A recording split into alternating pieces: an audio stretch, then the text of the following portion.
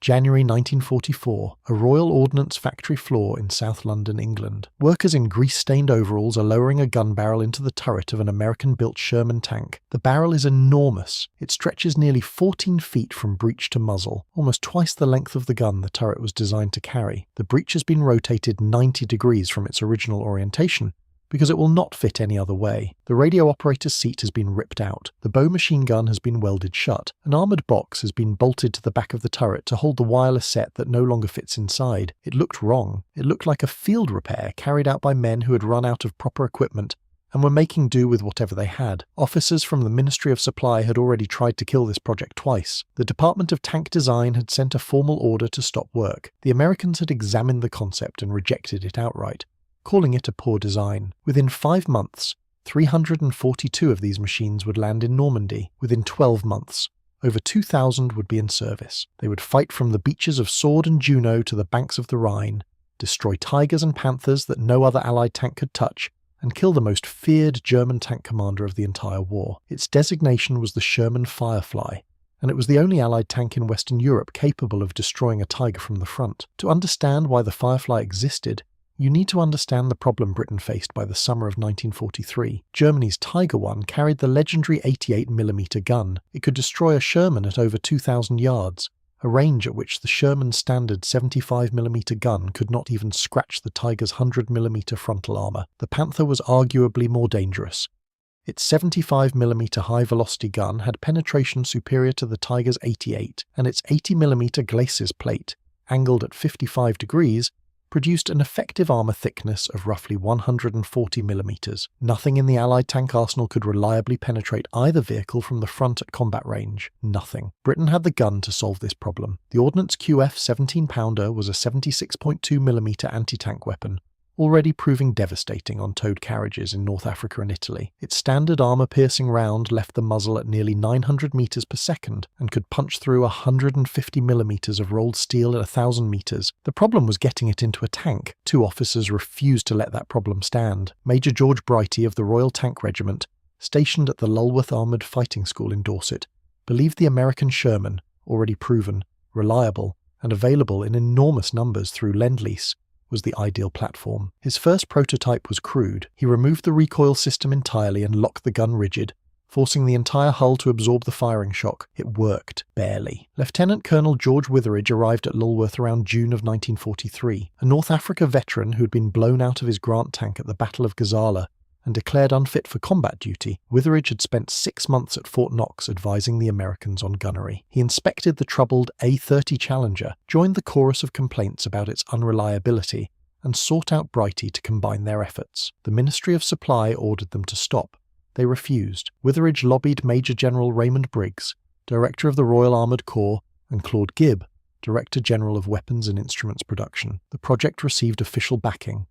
From scratch, shortening the cylinders, and from scratch, shortening the cylinders and mounting them on both sides of the gun to exploit the turret's width. He rotated the breech 90 degrees to allow horizontal loading from the left. He designed a new mantlet, a new gun cradle, and specified a modified barrel with a longer untapered section at the base for stability. The result was the 17-pounder Mark IV, a variant built exclusively for the Firefly, not interchangeable with any other version. The vehicle itself was a masterpiece of practical compromise. The most common variant, the Sherman 5C, weighed roughly 34 tons and was powered by the Chrysler 57 multibank engine, a bizarre arrangement of 5 inline 6-cylinder banks producing 425 horsepower. Armour was unchanged from the standard Sherman, 51mm on the upper glacis angled at 56 degrees, 76mm on the turret front, 38mm on the hull sides. Maximum road speed was 25 miles per hour with an operational range of about 120 miles. The gun was what mattered. The 17-pounder's standard armour-piercing round could penetrate the Tiger I's frontal plate at over 1,900 yards. The specialist armour-piercing discarding sabot round, a tungsten core wrapped in an aluminum sleeve, screamed out at 1,200 meters per second and could defeat 233mm of armour at 1,000 meters. That was enough to go through the front of nearly anything the Germans fielded. But every gain came at a cost. The crew was reduced from 5 to 4. The hull gunner was eliminated to create space for ammunition storage. The loader now doubled as radio operator. The turret interior was so cramped that the commander had to press himself against the turret wall every time the breech recoiled. Rate of fire dropped from 20 rounds per minute with the 75 to roughly 10 with the 17-pounder, and the gun's muzzle blast was so violent it could temporarily blind the gunner, while breech flash inside the turret could singe clothing and fill the fighting compartment with fumes. None of that mattered if it could kill a tiger, and it could. Now, before we get into where this tank actually fought and what it did in combat, if you are enjoying this deep dive into British wartime engineering, hit subscribe. It takes a second, costs nothing, and helps the channel grow. Normandy, June 1944. The Bocage country of northern France. A nightmare landscape of sunken lanes, thick hedgerows, and invisible firing positions where German armour could ambush from 200 yards. The Fireflies' first shots in anger came on the 6th of June itself, when 6 Fireflies assigned to DD tank regiments fired from their landing craft at beach fortifications before they even reached the shore. The losses were immediate. By the 23rd of June, 22 Fireflies had been knocked out with only 6 replacements available. Every Firefly destroyed was irreplaceable. 3 days after the landing, the Firefly proved itself beyond any doubt. On the 9th of June at Norrey-en-Bessin, Kurt Meyer ordered 12 Panthers of the 12th SS Hitlerjugend Panzer Division to attack the village. Lieutenant G.K. Henry and his gunner, Trooper Chapman, of the 1st Canadian Hussars waited in their Firefly until the Panthers lined up within 1,000 metres. Chapman opened fire, 5 Panthers destroyed with 6 rounds. The attack collapsed with 7 of 12 Panthers knocked out. 5 days later, the killing escalated. At the Battle of Lingevres on the 14th of June during Operation Perch, Sergeant Wilfred Harris, known as Spit, and his gunner Trooper Ian McKillop of the 4th 7th Royal Dragoon Guards destroyed 5 Panthers. The first 2 approached from the east at 400 to 800 yards. Harris relocated and killed 3 more from the west. 5 kills with 5 shots. That same day, Captain John Sterling of the same regiment set a Tiger ablaze with 3 rounds to the turret. The Firefly served through Operation Epsom in late June and Operation Goodwood in July. During Goodwood, Lieutenant John Gorman of the 2nd Battalion Irish Guards watched his Sherman's 75mm rounds bounce off a Tiger II. When his gun jammed, Gorman ordered his driver to ram the King Tiger at full speed, disabling it and forcing the crew to bail out. Gorman then commandeered the Firefly Ballymena, whose commander had been killed, and finished the Tiger with the 17-pounder. Then came August the 8th, 1944, and the engagement that made the Firefly legendary. During Operation Totalize near Saint-Aignan-de-Craménil, SS Captain Michael Wittmann led 7 Tigers in a counterattack. Wittmann was the most feared tank commander in the German army, credited with 138 tank kills, infamous for destroying up to 14 tanks and 15 carriers at Villers-Bocage in a matter of minutes just 2 months earlier. Trooper Joe Ekins, a 21-year-old gunner who had never fired a shot in combat, manned the Firefly Velikier Luki under Sergeant Douglas Gordon of the 1st Northamptonshire Yeomanry. Under strict orders to hold fire, Ekins waited. At approximately 12:47 the order came. Ekins engaged the rearmost Tiger first, a textbook decision to prevent the lead tanks from being warned. 2 shots. The Tiger brewed up. He traversed onto Tiger 007, Wittmann's tank. The ammunition detonated so violently it blew the turret completely off the hull. The 3rd Tiger was hit in the transmission and began circling. Ekins finished it off. 3 Tigers destroyed in approximately 12 minutes. He later knocked out a Panzer IV before his own tank was hit and the crew bailed out. Sergeant Gordon was wounded during the engagement. According to the 1st Northamptonshire Yeomanry's Regimental War Diary, the only official contemporary account, Ekins destroyed all 3 Tigers. The Tank Museum at Bovington accepts this account. Whether Canadian Fireflies of the Sherbrooke Fusilier Regiment may have fired the fatal shot on Wittmann remains debated by historians. The Sherbrooke Fusiliers' records were destroyed when a stray American bomb hit their regimental headquarters shortly after the battle. The question has never been fully resolved. The Germans understood what the Firefly was. The 17-pounder barrel was roughly twice the length of the standard 75, making it instantly recognisable. German tank and anti-tank crews reportedly prioritised Firefly kills, though whether a formal directive existed has never been confirmed from surviving German sources. The tactical logic was undeniable.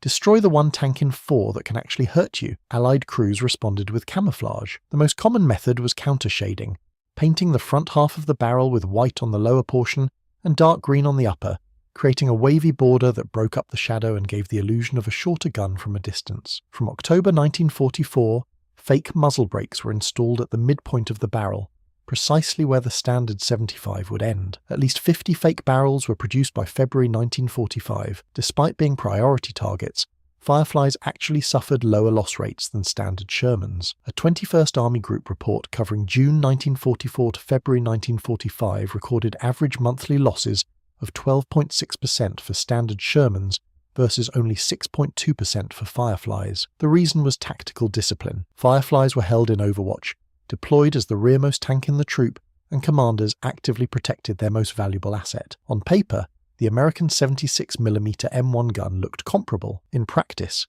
it was not. The 76 could not reliably penetrate the Panthers' glacis at any range with standard ammunition, and it struggled against the Tiger's frontal plate except at point blank. The Soviet T-3485 carried an 85mm gun with respectable penetration, but was never deployed alongside Western Allied forces. Among the tanks actually fighting in Normandy and beyond, the Firefly stood alone. The Comet, with its 77mm high-velocity gun, did not arrive in numbers until early 1945. The American M26 Pershing with its 90mm gun trickled in during the final weeks of the European War. For the critical 9 months between D-Day and the spring of 1945, the Firefly was the only answer.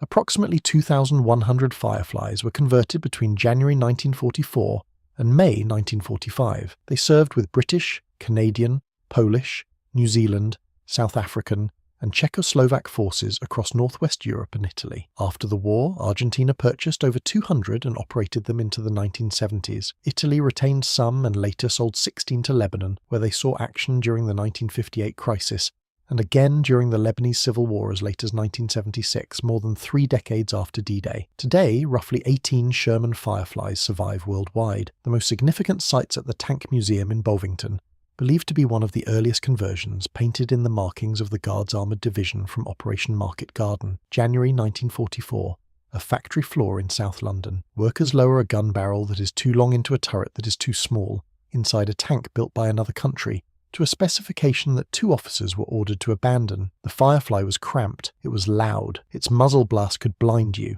its breech flash could burn you, its high explosive round was inferior to the gun it replaced, and it carried 20 fewer rounds than a standard Sherman. The Ministry of Supply tried to cancel it. The Americans dismissed it. The bureaucracy wanted it dead, and yet it worked. It worked in the hedgerows of Normandy, on the roads to Arnhem, in the rubble of the Rhineland, and across the river crossings of northern Germany. It worked because Trooper Chapman destroyed 5 Panthers in 6 rounds. It worked because Joe Ekins killed the most feared tank commander in the German army on his first day of combat. It worked because 2 officers who had been ordered to stop kept going. Every other Allied tank in Western Europe fired at Tigers and watched its rounds bounce off. The Firefly fired and Tigers burned.